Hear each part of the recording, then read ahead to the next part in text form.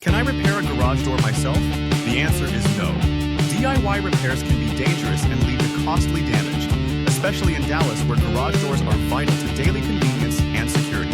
Garage doors involve high-tension springs, cables, rollers, tracks, and motors. Mishandling any of these components can result in serious injury. Torsion springs and cables are particularly risky. If one snaps, it can cause the door to crash or become unbalanced instantly. Common risks include spring injuries, falling doors, and electrical hazards. Even minor fixes without experience can be harmful. Safe DIY tasks are limited to lubricating hinges or replacing batteries.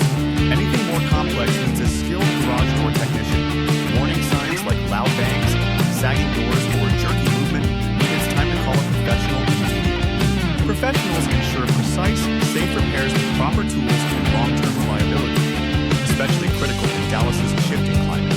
To stay safe and secure, always call a certified expert in Dallas, TX, for garage door repair when serious issues arise.